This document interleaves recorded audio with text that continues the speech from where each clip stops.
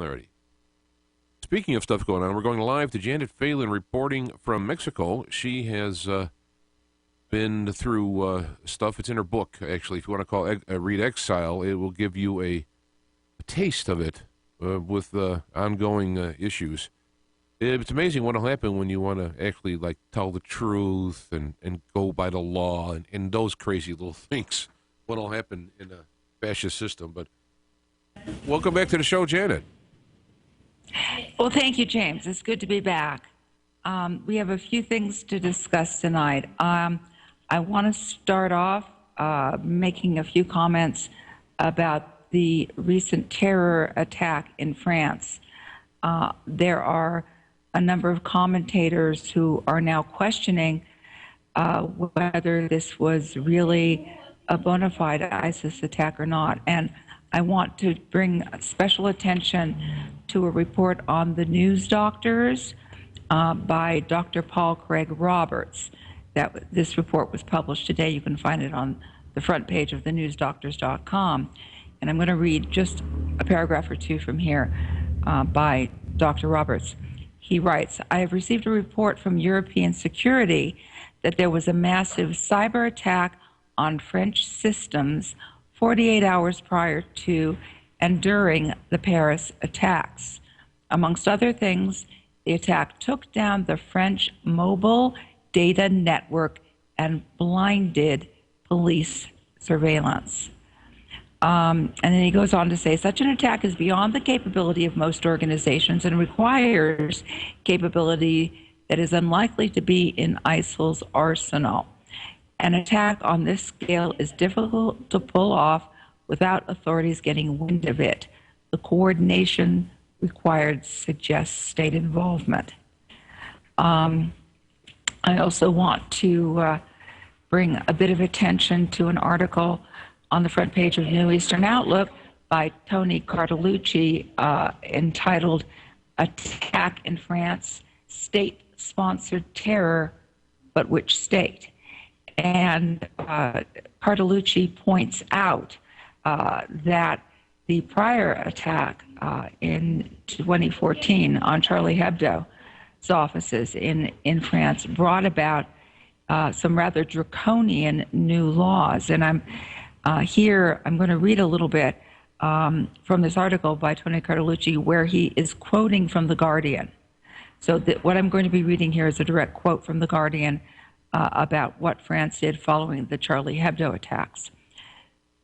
The new law will allow authorities to spy on the digital and mobile phone communications of anyone linked to a terrorist inquiry without prior authorization from a judge.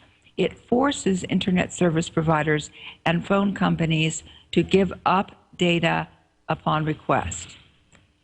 Now, intelligence services will have the right to place cameras and recording devices in private homes and install so-called keylogger devices that record every keystroke on a targeted computer in real time.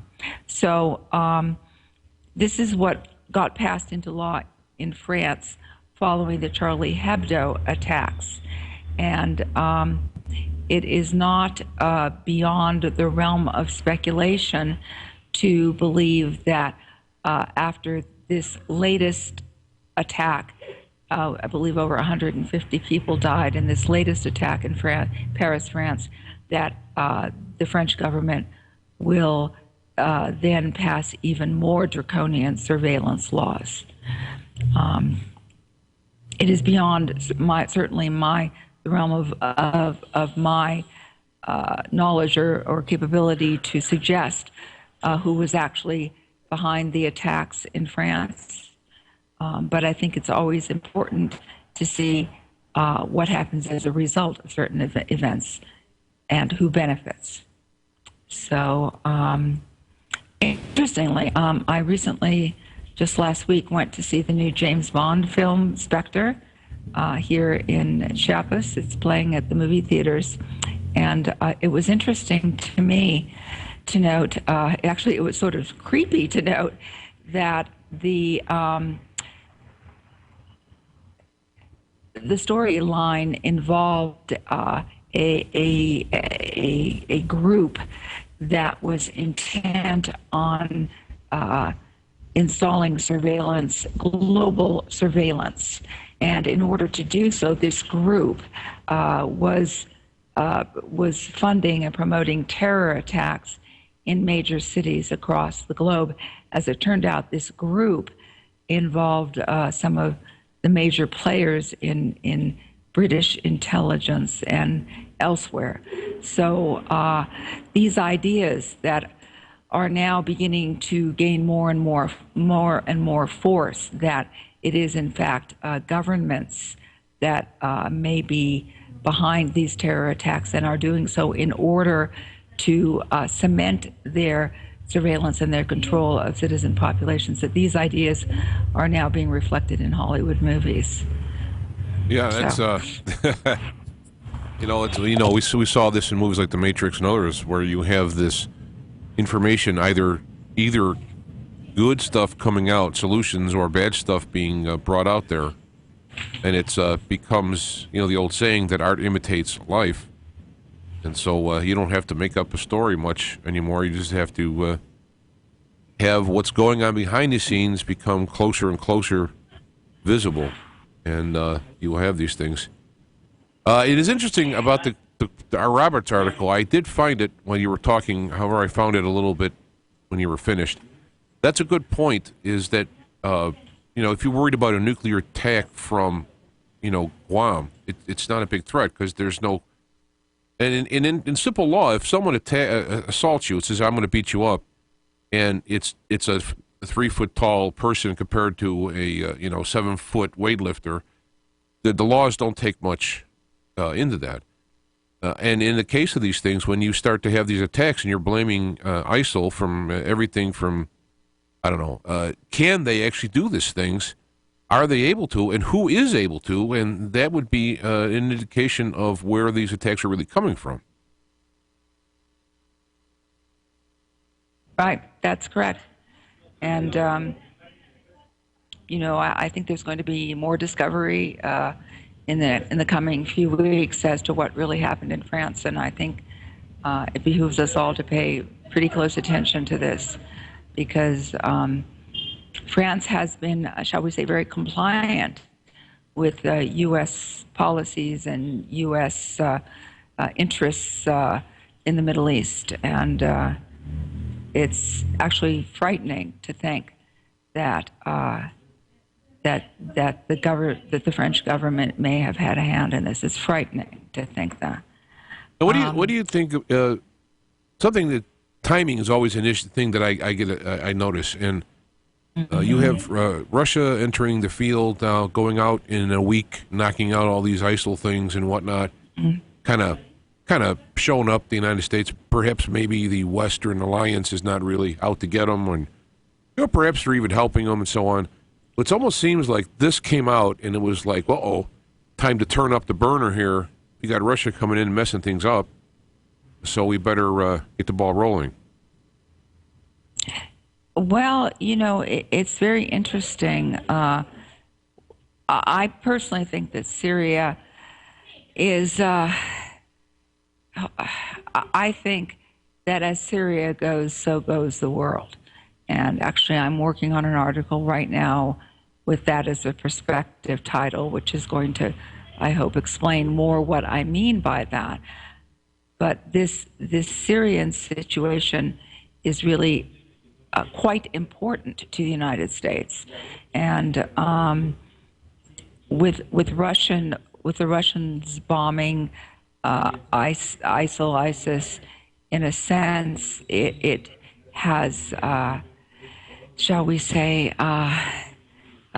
disturbed the flow of U.S. power in terms of what they were attempting to do in Syria. And clearly they were not attempting to destroy ISIS. The U.S.'s bombing campaign has been frightfully inadequate. So when Russia came in and took over the job and essentially has been accomplishing what the U.S. failed to accomplish, lo and behold, what did the U.S. do? The U.S. invaded Syria. So I think there's quite a bit more going on here than what meets the eye. And again, it is a developing situation. But I do believe as Syria goes, so goes the world. So I want to, in the remaining few minutes, I'd like to bring attention to a couple more things. An article on the front page of New Eastern Outlook today, written by me, entitled "The U.S. Senate Passes Bill Approving Mandatory Vaccinations for Veterans." This story has escaped mainstream media attention. And actually, it is. Why? Why has it escaped mainstream media attention? Why would they focus on this? I mean, I have my nefarious suspicions, but why? I mean, this is taking up our time in. I don't know. I'm sorry to cut you off. No. What do you mean? I didn't quite. No, I mean, it's like, why would they sit and pass this bill to have mandatory vaccination for veterans? Are the veterans carrying disease that could ignite massive pandemics if they're not vaccinated? Vaccinations don't treat diseases. Right, and my next point. Diseases. Right, my next point was, why would you do this if that's the case? The vaccinations won't help. I mean, I just don't get it. Well, the article does question what the point is here. The schedule of vaccines that is suggested in this mandated vaccination of veterans is absolutely staggering. The schedule suggests over 90 vaccines. Most people who have, well, there are many people, for example, who have had a simple flu vaccine and found themselves to get miserably sick with symptoms that are suspiciously like the flu. It is known that people have what are called vaccine reactions. Some of these vaccine reactions are frightful. For example, there are individuals who've come down with Guillain-Barré syndrome as a result of a flu shot. In Guillain-Barré syndrome, the nerve cells attack the body, and the person can end up paralyzed. This article goes through a number of problems with vaccines. Not only, basically, there are a couple of separate issues. There's the issue that that some vaccines have been found to be tainted. Polio vaccines were found to be tainted with cancer. There was a Merck rotavirus vaccine which was found to be tainted with a pig virus. And there's a number of problems where vaccines have been found to be tainted. That is one issue. A second issue is, of course, that vaccines have been found now to actually cause certain illnesses in people. And this article runs through, what some of these problems have been. Now, what's of concern here is that veterans have apparently lost the right here to opt out of this aggressive vaccine schedule. It is not yet clear, but it does appear that if veterans just say no, that they may lose their VA benefits. So the question is, of course, whether or not we're looking at a situation where some misguided people just thought that veterans would be so grateful to have this enhanced VA coverage, and so that they just wanted to help their vets out and make sure they get vaccinated for everything from athlete's foot to dandruff, right? That's one option. Another option is, of course, more sinister, and I will leave it to the readers of the article to make their own determinations. Now, this has passed the U.S. Senate. The U.S. Senate has passed this law, and it has gone to the House of Representatives. It is called Senate Bill 1203. But at this point, it has not passed the House of Representatives. So we do have a window of opportunity here where we can contact our elected representatives and say, no, thank you, I'd rather deal with dandruff. Okay? Don't vaccinate me for dandruff. I want to mention that a person in our chat room said that her mother died from that, what is that, Guillain-Barré syndrome, within a Right. matter of weeks of getting a flu shot. Right. It's happened. Right. So here we have What an someone just insidious thing they're right just here. I mean, and all right, you want me to throw out some yeah. Go cynical ahead. paranoia or whatever? Please do. Is Please that do. the only people who could possibly help in a massive crackdown in the United States would be either those who are advocates of the Second Amendment, which is why that's under attack, as well as veterans. Veterans know how to fight, and they've been in tremendous stress situations and able to pull things together. So, of course, let's give the veterans all of these shots, which will screw them up so that they won't be a force to reckon with in the coming crackdown. Well, I wouldn't put it past them. I want to personally thank Anita Stewart for her research on this issue and bringing this story to, this issue to public attention and bringing it to my attention. She did a great job here in sort of analyzing the law and determining where were the problematic sections. Last thing I want to mention before calling it a night tonight is I have a recently published article, no longer on the front page of New Eastern Outlook, but you can find it there in the archives, entitled Israel, the psy-op. And the article goes into the history of the United States' sabotage of their best friend, Israel. And the article is suggesting very strongly that this legacy of sabotage is going to end up serving Israel very badly and shortly in the near future. So for those who are concerned about the Middle East and, what all of these wars there actually portend, I would certainly urge you to read that article as well. It's entitled Israel, the psy-op. And that is it for tonight, James. Thank you again for having me on the air. Yeah, well, it is. I tell you one thing about the stuff you bring up is very well written, very well researched. Having worked with you, knowing this stuff, so these things are very important, and would recommend that people would post these Facebook, etc. And I'm guilty of not doing Facebook a lot because I don't like it at all. I don't like it so bad. But I've been trying to put stuff on there, and I will upload this video, and people can share the video from there. You can actually. I believe you can subscribe, not sure, to Janet's feed that I have going there. If not, you can save the link to it, and then therefore you can just visit it on occasion to see what the new items are. And I will put all these links to what Janet brought up with in the comments section. So thanks again, Janet, for your work.